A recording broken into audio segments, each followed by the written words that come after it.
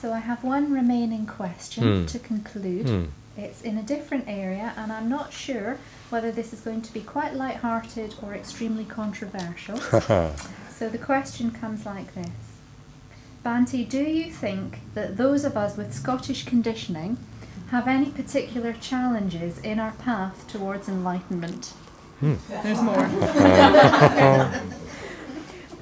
Do you have any special advice for us? The questioner is thinking particularly about Presbyterian issues such as self-denial, work ethic, and our refusal to accept anyone interceding between us and God or the divine. Okay? Our bloody-minded self-reliance. And the questioner says maybe she's answered her own question here. Well, self-denial is a wonderful thing. And what's wrong with the work ethic anyway? I mean, it's easy to attack the poor old work ethic, but where would we be without it? Somebody else's work ethic anyway. Yes, I know there's all sorts of things one could say about the Scottish conditioning. One remembers all sorts of hoary old jokes. You know, like that about the Scotsman who... with great trepidation, this is a joke out of Punch, years ago. With great trepidation, he goes down to London and he's there. And when he writes a postcard home, he says, "What do you think? I hadn't been there more than a few hours when bang went sixpence."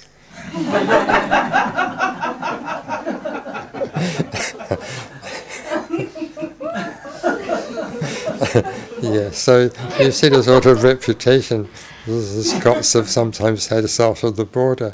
But that's, I mean, I know the Scots are said to be mean and parsimonious, but in my own personal experience, it's been just the opposite. So I sometimes wonder how on earth they got that reputation of being miserly and so on. But what about this Presbyterian conditioning? I suppose there's a negative side to that, but there's also a positive side to that.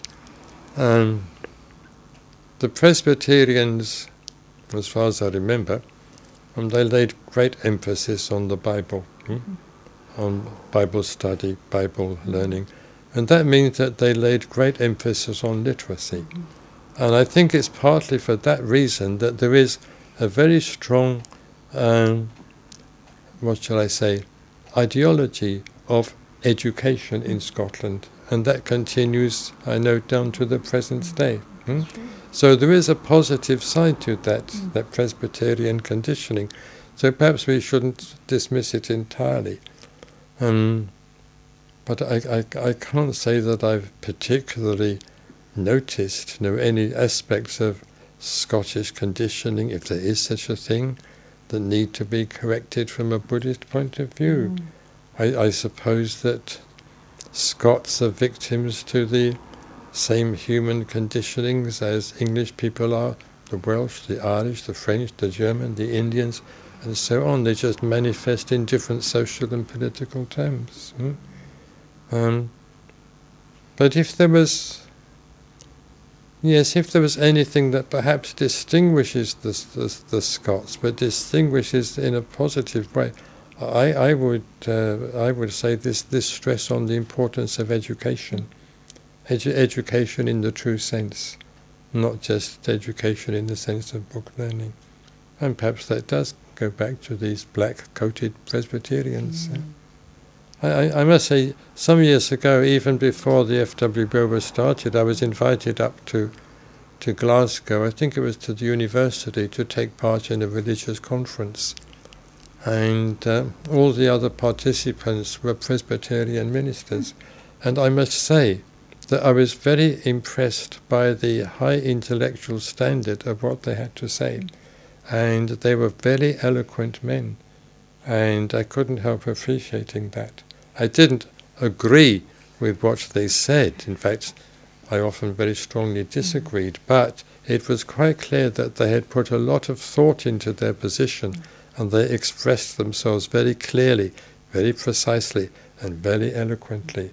So I can imagine them as having been in the old days a very formidable bunch of people, and perhaps they do still retain quite a bit of influence. Well, that you would all know better than I do. So 3 cheers for Scotland.